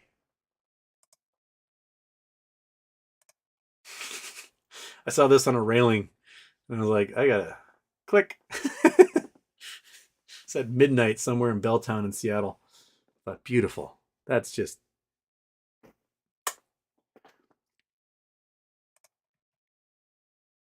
Okay.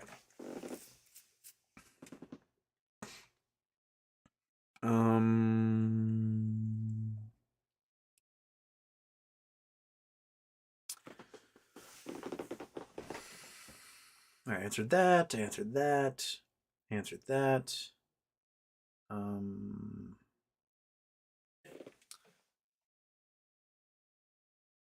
answered that. Houston, what's your favorite dessert? Ooh. I mean, anything chocolate usually hits the spot. Favorite. Black bottom cupcakes? Maybe? I mean, it's been a long time. I mean, my mom used to make them. I used to ask them for my birthday when I was a kid because I just loved them so much. There's these chocolate chip cupcakes that have cream cheese baked into them, so they're delicious. But my friend's mom passed away in November, and we did a memorial, and someone brought black bottom cupcakes. And is it weird to say that was my favorite part of the funeral? Like, I was like, sad day, and then I was like, oh, black bottom cupcakes, and my heart went bing. So yeah, that might be that. But I do like chocolatey things. I like, there's like fudgy flourless chocolate cakes. I like big fat chocolate cakes. I like chocolate cream pie. I like chocolate cheesecake. I like brownies and chocolate chip cookies. And I mean, I'll eat other desserts if they're available. But if it was like, here is the world's best, I don't know, peach cobbler and a mediocre chocolate cake, I'd be like, mediocre chocolate cake. If there's no chocolate cake there, I would eat the peach cobbler. That's just kind of how I roll. Okay.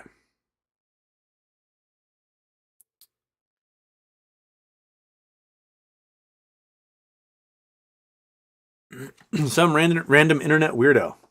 SRIW. If you can create entire stock made up of extra shares, then DRS is irrelevant because they're essentially saying that naked shorts are an acceptable and encouraged tactic. Thank you. That's a succinct way of saying what I've been trying to say for a long time now. That they can do it anyway. So what's it matter? Why go through the inconvenience if it doesn't matter? Josh Pepals, Tennessee. Hey, bro. Something you might ask Roza is, would the NDA still be in effect if illegal activity is happening? That's a good question. And if, say, Roza needs witnesses to testify, right? If you are compelled to testify in court, the NDA cannot cover that. So if you are under oath and you were asked a question by the plaintiff or the defendant about, the possible sale of shares, you can't be like, well, I signed the NDA, so I can't really talk about it. The judge is going to say, no, I'm waiving that. Tell us. And you can say then. I would also just attempt to file whistleblower status, right? If they bought these shares from you and told you to keep hush hush because there's a bunch of naked shorts that need to close after when they were supposed to close, then you should be able to file whistleblower status with the SEC and say, hey, these dudes just bought me off for a pile of money to keep my mouth shut about their illegal shorting activity. So I'm filing a whistleblower status with you, so I can't be punished by them for doing so.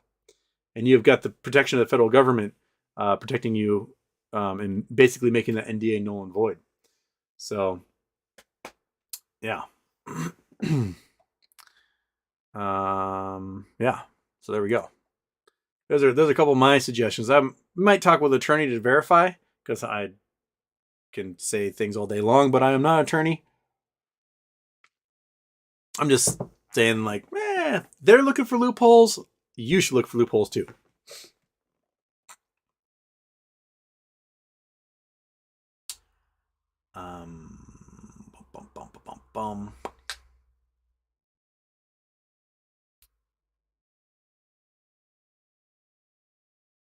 Nah, rule. Do you have hope they balance the books by the end of the year and send Acme in a gray market? I'm sorry to be a dead horse. I mean, they're supposed to have it all settled by the end of the year by law. So, will they? Not unless they're compelled to. I would really love to see a ruling out of the Florida court that says, Finra, you got 2 days. You are going to tell the brokers to open up trading for 2 more days to perhaps close only, and you will close every single solitary short there is. And I want verification that those are closed. And Finra will go, it's got so hard. And the judge will go, you can go on your keyboard, and it's done in 15 seconds. So fucking do it. And then maybe they'll say, like, okay, I have no idea what the timeline's going to be, but maybe the 27th and 28th of December, it opens up for trading again. 2 days before the end of the year, get it done. And they must push through 150 million shares a day at close only, and you don't have to close if you don't want to. So they're going to have to really just give you anything you ask for. It'll be Trading Computer Central. The computer will basically be set to buy at any price for any share currently available, whether it's market or limit order. And we can then go market order when the price is crazy, or we can set a limit order for absolute insanity. And that's when we could do, the GME market, the GME ladder method. Put one share at the same price, put the next share at insane price plus 10, and so on. And just work your way through it because they'll have to buy it. And they'll be just sucking money out of JP Morgan and Goldman Sachs and Merrill Lynch and like all these giant banks, and the Fed will be freaking out. It'll be just a thing of beauty. So, I mean, I know I'm putting lots of hopium out there, but that's the only way I can keep my sanity, by trying to remain as positive as I can in this respect. I'm not much to wallow. I try not to wallow. I don't like wallowing. So I try to think of the glorious ways that we could win. And that's how I keep what modicum of sanity I have that sometimes peeks through. There was a guy on Twitter really making fun of my shirt last time from one of my videos, and I was like, buddy, that shirt is nothing compared to what I normally wear. So, just Pipe down, baby. He's like, you can tell he's crazy because of his shirt and the way he wiggles his hands around. I'm on YouTube. I have to wiggle my hands around because otherwise, if I just stoically sit here like this and not move my hands around and have no like gesticulation, then why the hell would you be watching me? I gotta do all sorts of things and talk about and walk like an Egyptian while I'm sitting here. Okay.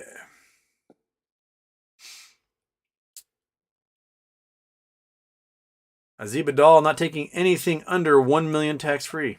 I like your style. Your style, dude.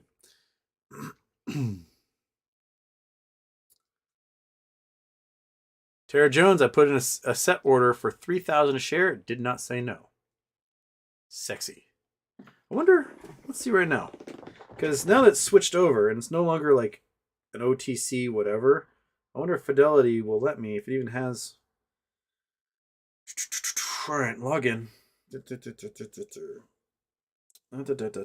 Okay, individual. See all. Click on that. Oh, there is a buy more and there's a sell. Let's put sell.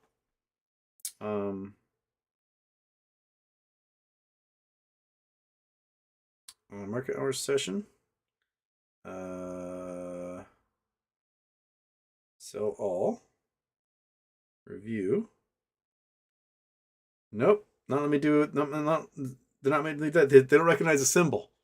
And after hours, let's see that. Continue. Set your price.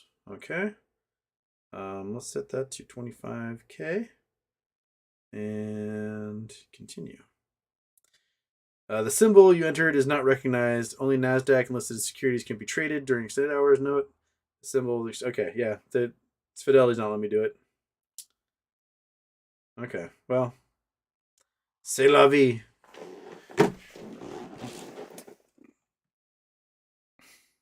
I tried.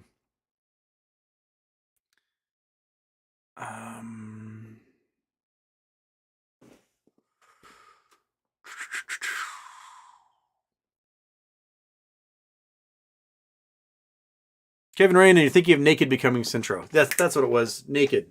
Yes, Naked, which was a cosmetics firm, became an electric car company that builds like delivery trucks. Hey. They just came out with a semi-truck kind of to compete with the Elon truck. So, yeah, they did like a crazy reverse split. I think it was like 14-1 or something. And so the price was like really high and they just hammer it back down to like 70 cents again. Incredible. Absolutely incredible how the short hedge funds work.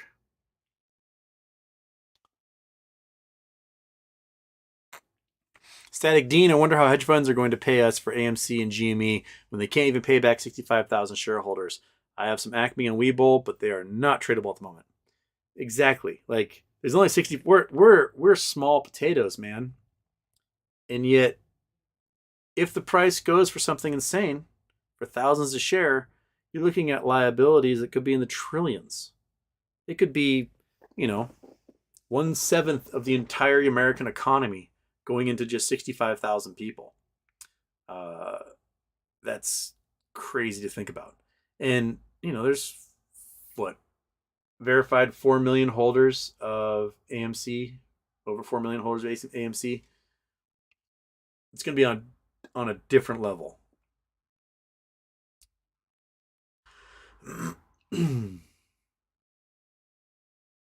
DR unit, when determining my limit price, I use the fuck around find out chart. Fafo, baby.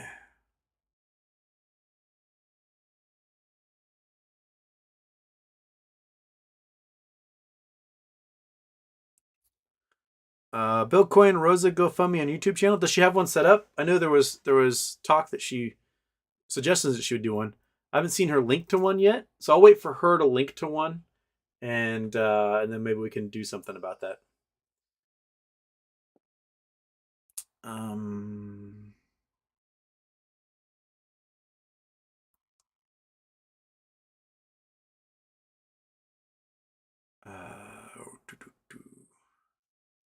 Coffee, donuts, and Homer. Is there anything keeping Finra from giving GME synthetics a new QSIP and parking them off market like they did with MMTLP, like the Acme? At this point, no. But if there's legal precedent, and that legal precedent results in, federal authorities now keeping an eye on this stuff, then is a different story entirely. So, like I said, we're a litmus test. We are like the trial balloon for the shenanigans they're going to try and pull when a more mainstream event happens. So, here we are. Here we sit, seeing what happens with our like tiny little community. How many days before Finra's data warehouse catches fire? Sometime over the holidays when no one's paying attention, right? Nice icy day, can't get the trucks there. When they do get there, they're like launching water out that just freeze in midair and then fall on logs on top of the building. When my mom was a little girl, her town, Belvedere, New Jersey, built a brand new fire station. And just before the fire station opened, it caught on fire. And the fire department had to race from the old fire station, and the wind chill was like 70 below. It was absolutely crazy. And they couldn't put the fire out because whenever the water left the hose, it froze in midair and just landed as a log on top of the fire. And so the fire just took the new station. She said it was one of her most vivid memories as a child. It was like watching this water just like kunk, blam, and just falls like big logs on the flames.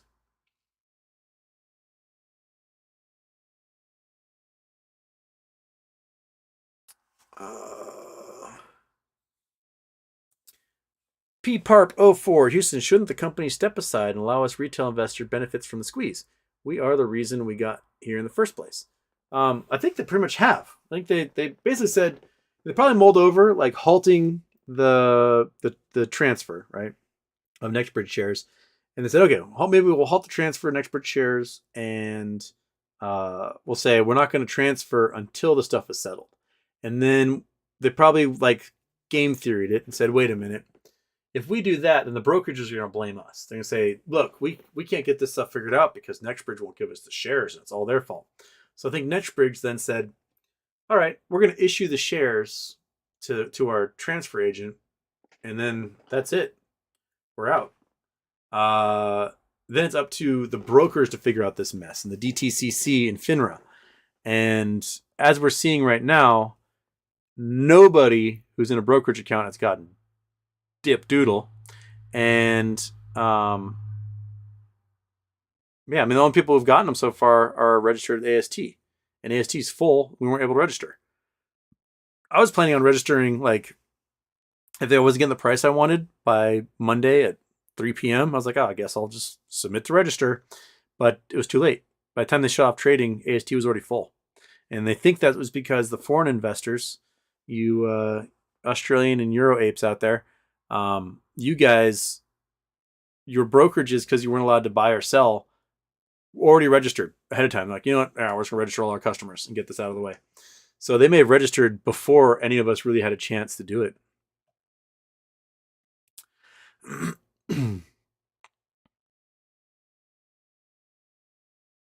William Morgan, I'm not investing in Acme parent company after this. I'm buying up all the anal lube on the market and jacking up the price at the prison commissaries to $1 million each for short sellers.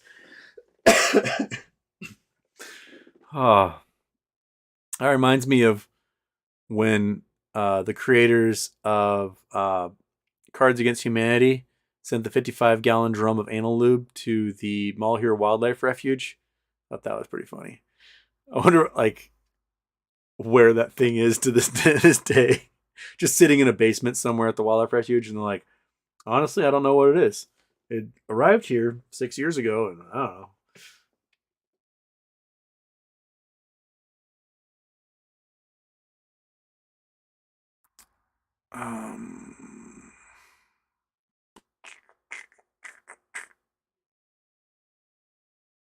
Jane Peck, my theory is that Finra did this to throw a bone to the shorties. They'll open trading back up on 12/27 for 2 days. They're hoping we will panic and sell at low prices. What do you think? Well, I think that as long as you can enter any price you want, why would you sell for low prices, right? What could possibly compel you to sell for a low price? You know how messed up it is, and you know they have to have everything closed by 4 p.m. on the 28th. So I mean, I'm sure there's some like little grandmas out there who, in their 401k, they had some torchlight from 5, 6 years ago. They don't know how to work YouTube or Twitter or Reddit, and they have no idea what's going on. But my feeling is those are a minority, and most of us read, listen, watch, absorb all this information through the holes in our head, and we go, you know what? Their back's up against the wall. Mine's not. I can go into this new company, let's get off my back. Or I could sell at the price that I'm demanding, and they have to buy it. So sit back, relax, watch them incur damages. That's kind of my zen state right now. Mattman, can you explain the wholesale side of the market, and do we and should we even allow wholesales of shares, if that makes sense? That is all dark pool stuff, man. That is dark pool all the way. That is your payment for order flow guys packaging together tons of orders and delivering them to wholesalers for like a penny discount and pocketing the the delta, the difference. So I don't think we should allow it. I think the entire point of having exchanges is the exchange as a seller and a buyer, and they meet each other through that exchange and they do a deal, and the price is reported to the rest of the market. That's how it should go. I don't think it should be, hey, I want to buy this thing at this price, and then some middleman goes, I'll take that along with all these other ones. And then in a nanosecond, I'll find a wholesaler over here who can sell me a bulk load of shares at a cent discount, and then we'll do that deal, and then all of a sudden I make a penny and never report the price to anybody, and that's how we go. I don't think that's the way it should go. I don't think there should be a second middleman in there taking advantage of this whole thing. Just doesn't sit right with me. So right now we're seeing the wholesalers, and I guess SEC is going to try and get rid of that side of the market, but we'll see if there's loopholes in these new rules that they're proposing.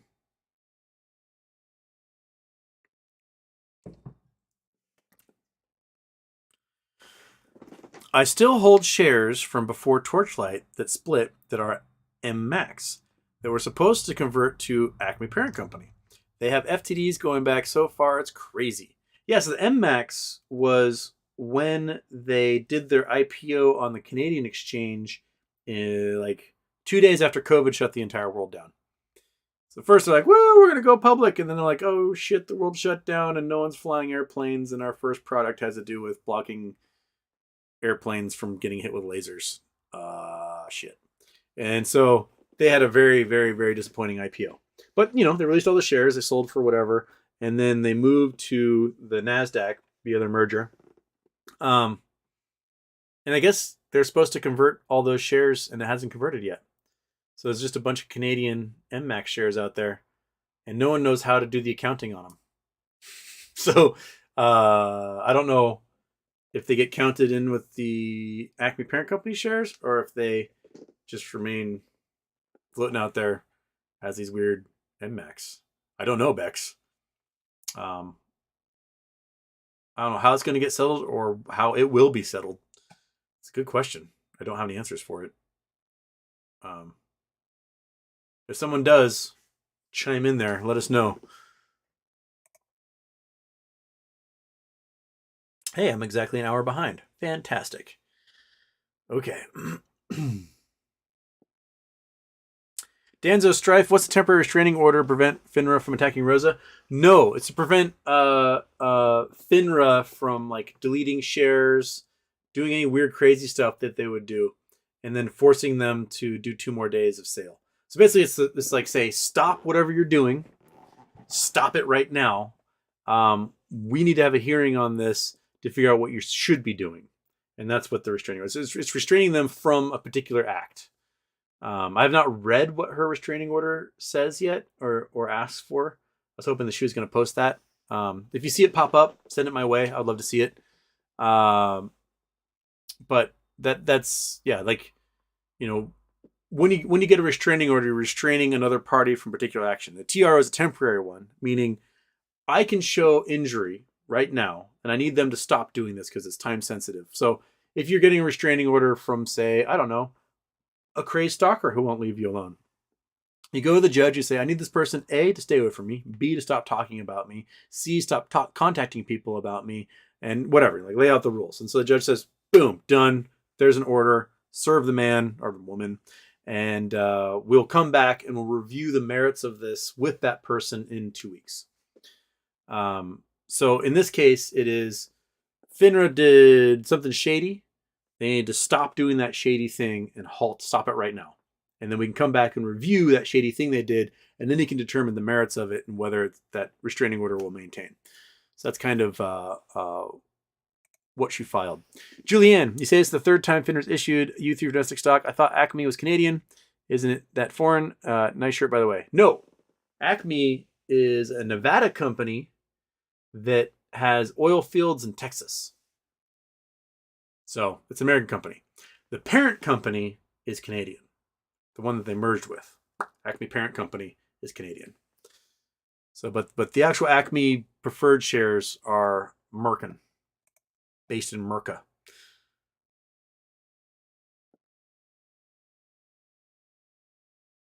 Crypto melting again. Really? I've not looked at crypto.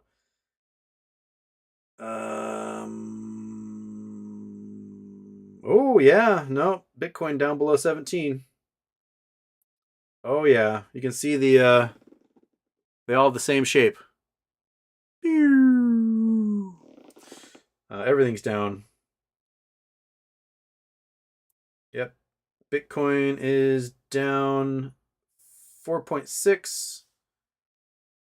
So it was at 17.4 when it opened today, and now we're at 16.6. Okay. Ethereum looking like it wants to plummet down below 1,000. Curious. Very curious. Friday crypto meltdown. I wonder if that means we're going to see weird things happen on Monday. It usually does. But usually Sunday night when it starts melting down. But I think with the Binance guys facing criminal charges for money laundering, and everyone's pulling their Bitcoin out, and they're selling like crazy, I'd be curious to see what the numbers are for folks who are exchanging their Bitcoin for US dollar Tether coin right now, and what the numbers are for folks exchanging the US dollar Tether coin for cash and getting out entirely. Because remember, Tether only has like $3 billion left of the 80 billion that they sold. So if they get $4 billion in people trying to pull their money out, then Tether doesn't peg anymore. It goes and disappears. Money over Mayo. MMAC has 7 years to transfer to material. It was written in a filing. Okay. So there's your answer, Bex. Thank you, Money over Mayo. 7 years. 7 years to transfer. That's a healthy chunk of time right there. Okay. So there's your answer. Boom. Solved. Money over Mayo gives it to us. Thank you so much for that. I got 15 minutes left, folks. So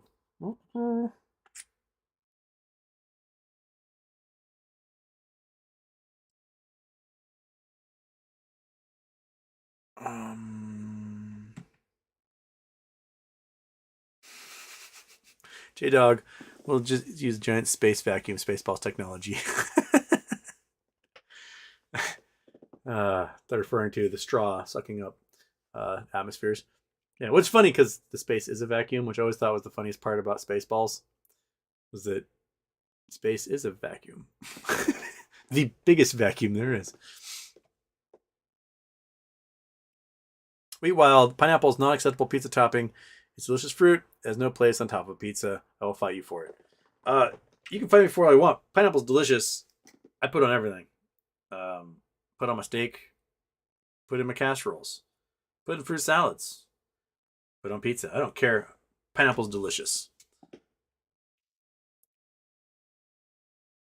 League of the Moment, pineapples happy to be included anywhere. Exactly. Pineapple doesn't care. They're a nice, beautiful, acidic fruit They complement meats really well. It's great.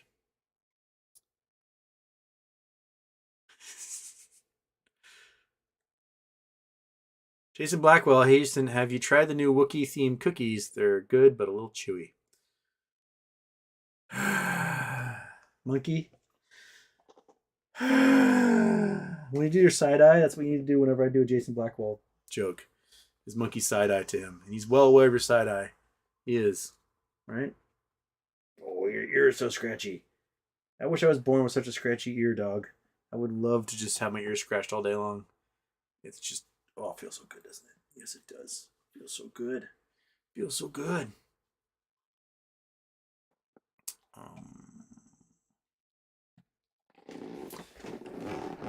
Poor little Kiwi is covered in tiny pubes.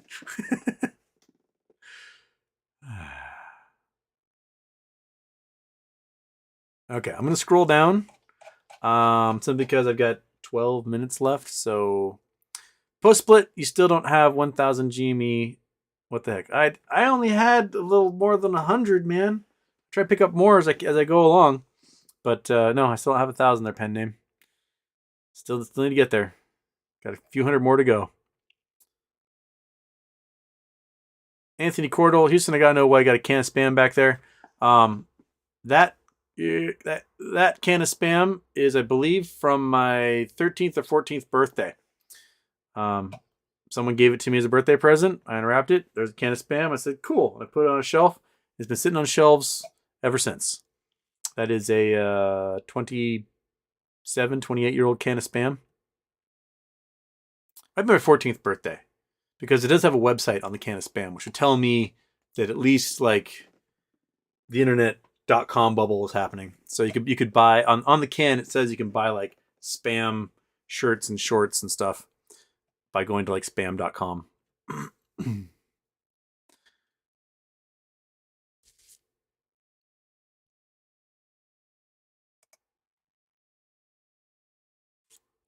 Okay.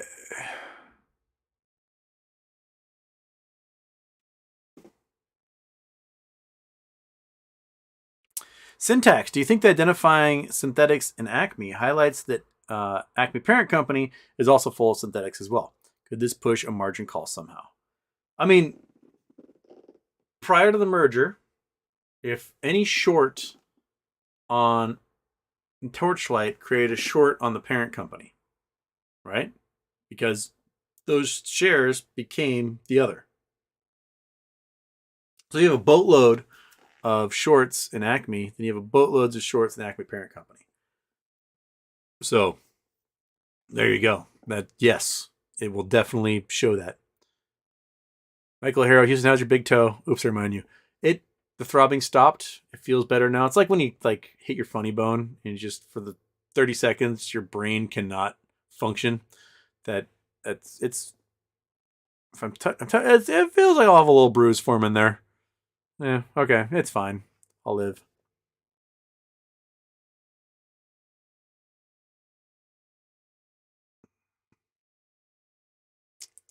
Zach D, unfortunately, Acme play is done. Acme parent company got crushed today also. Thank God I shorted it, he says. Cool, Zach. You do know that you're now liable to close those positions, right? So if you haven't closed them, you're going to have to. And you're going to have to at probably a price you won't like very much there, Zach D. How much are you willing to pay, Zach, to close your position? That's what I'm wondering. How much can you pay to close your position? Because you can't buy Acme right now. Can't buy NextBridge. So how are you going to close that position? If it comes time when they say, you got to close, how are you going to do it?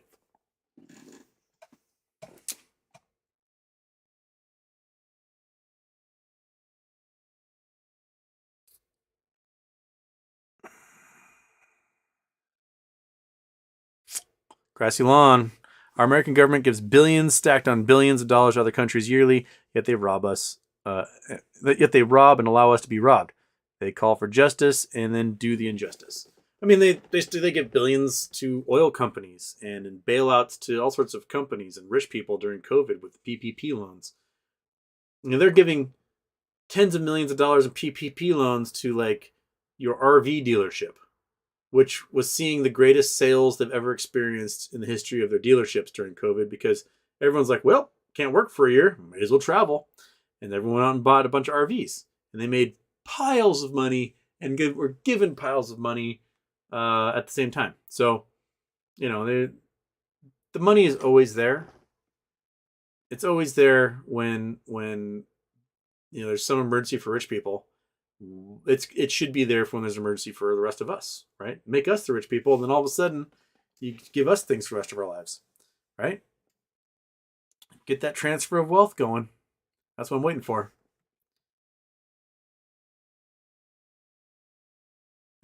Danzo Strife, remember paper hands, screw up the squeeze. Mm-hmm. Set those limit orders nice and high if this sucker is reopening. And do yourself and everyone else a favor.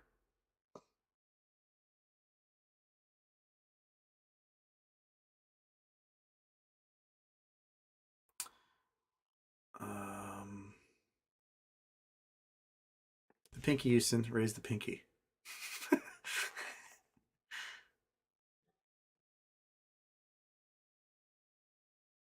All right.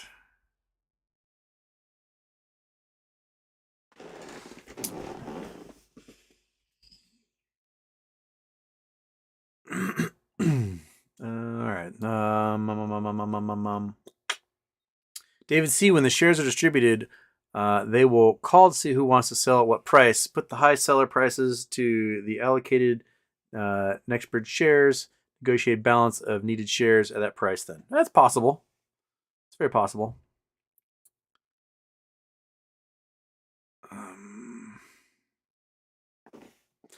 Hedge fund hater, nice shirt, Houston. This is a good shirt. Mystery Mike, and just sent me such a beautiful care package. Got some cool stickers and stuff out of it. Where did I put those things anyway? Oh shit, can't remember where I put them.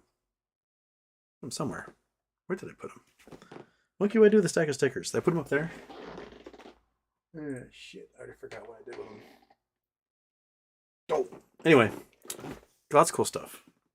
Lots of cool stuff like, I don't know, maybe one more monkey treat? Maybe one more? Yeah, that's clearly on the show.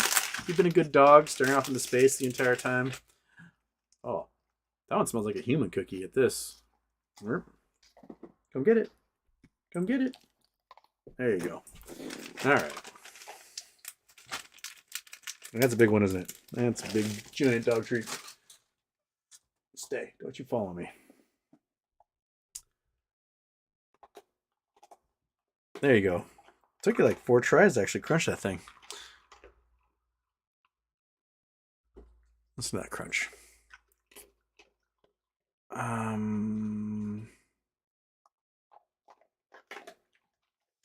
Candyman, I just want to say thank you for talking about Acme and being on the good side of things, even going back to Jimmy Houston. Well, my pleasure, Candyman. Like, you know, we can rage and we can get angry and we can despair all we want, but in the end, you know, a lot of our fate is outside of our hands. But what things we can control, we should do something about. So again, contact your representatives, your members of Congress, your senators. Contact your attorney general's office. Go to their website, file a complaint. Contact the SEC, file a complaint. Contact Finra, get someone on the phone, record the conversation. Go to their offices. Ding dong. Hey, I want to talk to somebody about a complaint I have that you did and involve short sellers. Did you get it all, buddy? Yeah? Good job. You're such a good dog. You're very good at that, eating things off the ground, huh? You know, if you got the time and the money, file a lawsuit. Or the skills if you happen to be a lawyer. Just go do it. Become legend. Right? Like, yeah, there's potential we could become filthy rich off of this.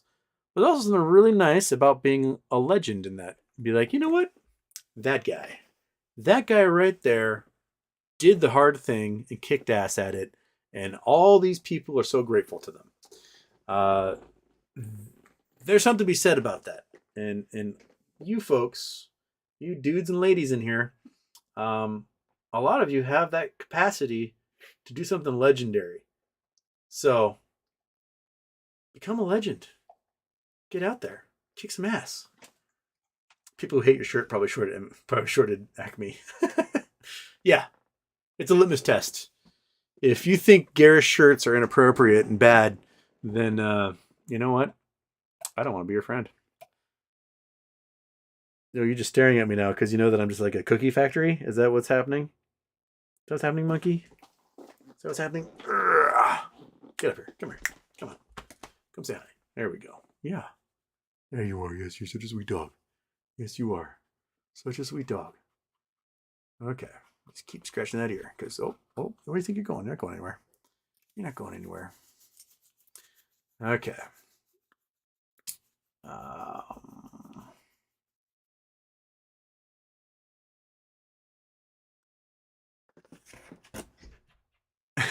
Michael O'Hara, Rosa put a clause in her injunction that stipulates Finra must say when divvy. No joke. I think that was actually photoshopped in there, Michael. I think she photoshopped it in there and it was a joke. Justin J, I just want 10,000 to share. He's not asking for much, brokers. 10,000 shares is pretty reasonable. That's just $300 billion in liability, right? No, that's $3 trillion in liability. That's not much. You guys can figure it out. You got 2.5 trillion sitting in overnight reverse repos. So the cash is there. And a great way to, Federal Reserve, a great way to ensure that the banks aren't spending that money is to give it to us.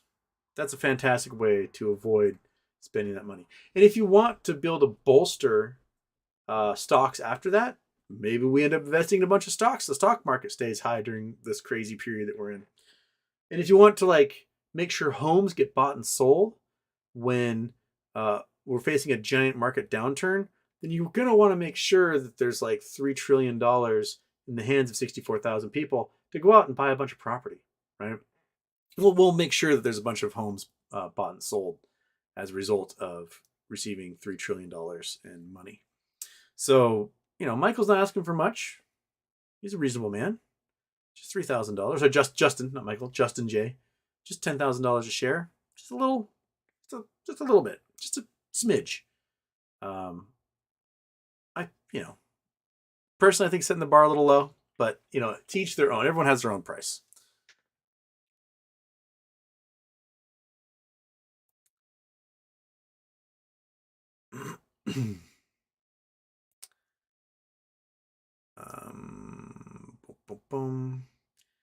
YouTube v. Hannel, is it a good time to buy Bitcoin or no? Dude, I refuse to purchase any Bitcoin from the moment I read about Tethercoin. US dollar Tether. I was like, nope. Sold all my assets and I've not touched it since, and I'm okay with that. It's done this since then. But I think it's got potential to go so much lower, especially if all these dudes from Binance face criminal charges and the whole company goes under just like FTX. Then it'll take down Coinbase, it'll take down crypto.com, it'll take down every other small little exchange that's out there. They're all done.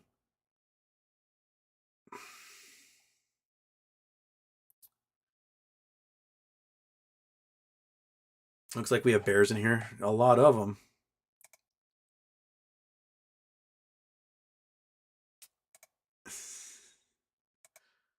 Okay.